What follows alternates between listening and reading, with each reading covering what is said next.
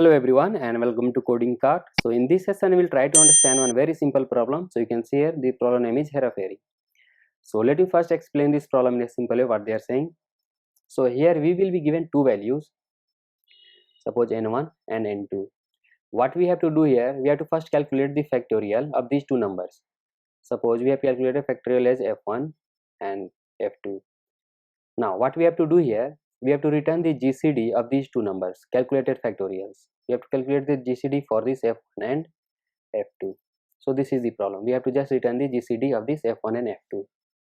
So you can see here the constant. Those numbers are p and q, and this is their constant. You can see. So let me explain you this problem line by line over here. Suppose let me write the simple example. Let me take value. Suppose the number is n1 equal to, suppose for example 4, and n2 for example we will take 3. We are calculating GCD. So while n1 is not equal to n2, we will check if n1 is greater than n2. If n1 is greater than n2, what we have to do? We have to subtract n1 minus equal to n2, means n1 equal to n1 minus n2, else n2 minus equal to n1, means n2 equal to n2 minus n1. Let us print, and we will print n1. The value will be saved in n1. So let us print n1. So you can see here we are getting GCD as 1 for these values, but they are saying that we have to first calculate the factorial. So let us import math, and we will simply use the factorial function from the math.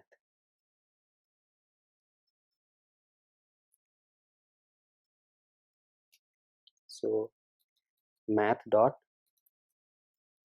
factorial.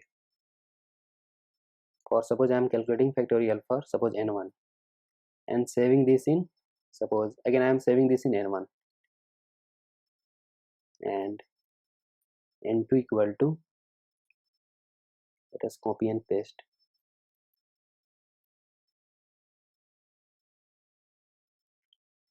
So let me execute this one. So you can see here we are getting 6 as our answer. So if you print here n1 and n2, so you can see here we are getting 24 and 6, means we have got 24 for 4 and 6 for these 3. So after calculation of factorial, when we are calculating the GCD, we are getting 6 as our answer. Let me take another example. Suppose n1 is 6 and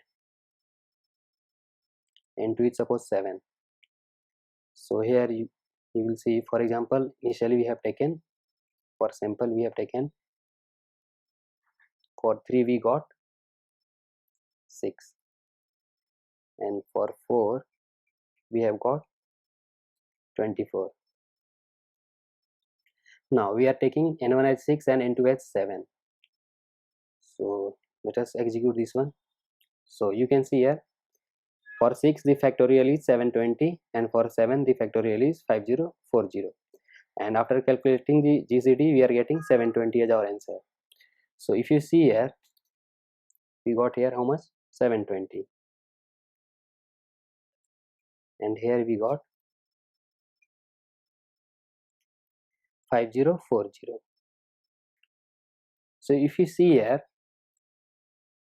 from these two values we have got the answer as, from the second value you can see here we have got the answer as 720, means if we can simply calculate the factorial of the smallest one from n1 and n2, we will get our answer. Also you can see here in this sample example, like for value 3 and 4 the factorial was 6, and for 4 the factorial was 24, and after calculating the factorial and we are calculating the GCD, so in GCD we got how much? Answer as 6. So from here also you can see here, if you can simply calculate the factorial for the smallest value, we can get the answer. Let me take another example. Suppose I'm taking n1 as suppose 5. So how much you will get here for 5?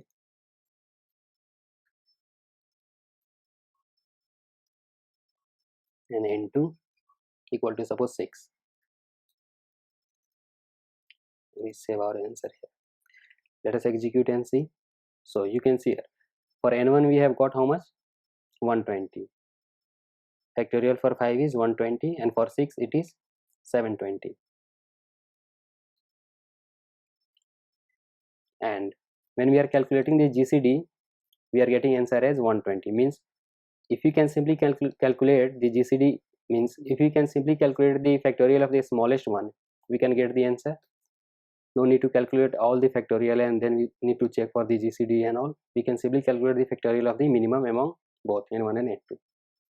So let us write our logic in Babu Rao style here. You can see here ये Babu Rao का style है. So let us write here our logic. So first we have to import math. Now you can see here they are giving the sample input as in a single line.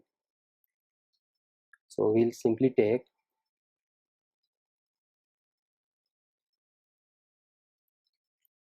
let us take in single value. Suppose input dot is split.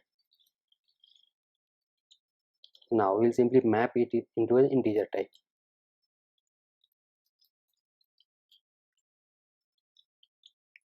And save us this in n1 and n2. So n1 and n2. So we got the value n1 and n2, and we'll simply print our answer in single line. Print math dot factorial for, we have to select the minimum among n1 and n2, and we have to just simply print the factorial. So let us run and see. I think we have written m2 over here. It should be n2.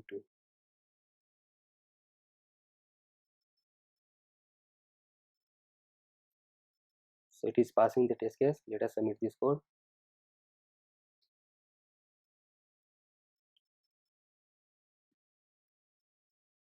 So you can see here it got accepted. So congratulations, it was simple code. So if you like this video, please do give thumbs up, and if you are new to our channel, please do subscribe to our channel, and thanks for watching, and stay tuned for the next video. Thanks for watching.